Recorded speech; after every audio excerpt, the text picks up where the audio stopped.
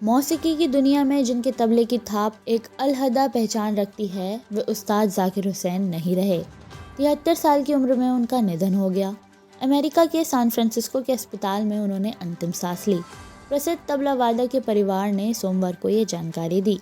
परिवार ने बयान में कहा कि जाकिर हुसैन का निधन फेफड़े से संबंधी इडियोपैथिक पल्मोनरी फाइब्रोसिस से हुई जटिलताओं की वजह से हुई। वे 73 वर्ष के थे। हुसैन पिछले 2 सप्ताह से अस्पताल में भर्ती थे। उनकी हालात बिगड़ने के बाद उन्हें आईसीयू में भर्ती किया गया था। प्रसिद्ध तबला वादक उस्ताद अल्लाह रखा के पुत्र जाकिर हुसैन का जन्म 9 मार्च 1951 को हुआ था। उन्हें उनकी पीढ़ी के सबसे महान तबला वादकों में माना जाता है। उनके परिवार में उनकी पत्नी एंटोनिया मिनिकोला और उनकी बेटियां अनीशा कुरैशी और इज़ाबेला कुरैशी हैं। तबले की तालीम उन्होंने पिता से ही ली थी।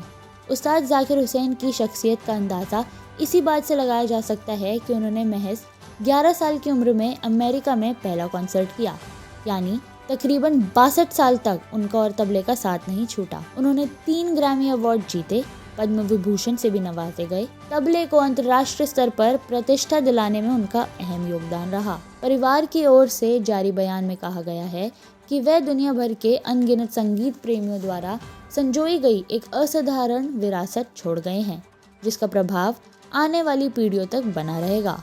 हुसैन के निधन के बारे में जानकारी मिलते ही मशहूर हस्तियों ने सोशल मीडिया पर शोक व्यक्त किया है। जब तबले का जिक्र आता है तो सबसे बड़े नामों में उस्ताद जाकिर हुसैन का नाम प्रमुखता से लिया जाता है। उन्होंने न सिर्फ अपने पिता उस्ताद अल्लाह रखा खां की पंजाब घराने की विरासत को आगे बढ़ाया, बल्कि तबले के शास्त्रीय वादन को अंतर्राष्ट्रीय स्तर पर भी ले गए। उस्ताद को संगीत की दुनिया का सबसे बड़ा ग्रैमी अवार्ड 1992 में द प्लैनेट ड्रम और 2009 में ग्लोबल ड्रम प्रोजेक्ट के लिए मिला।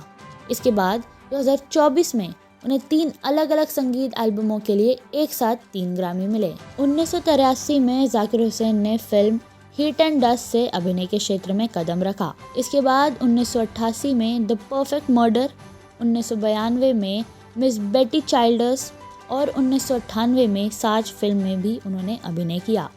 उस्ताद जाकिर हुसैन तबले को हमेशा आम लोगों से जोड़ने की कोशिश करते थे।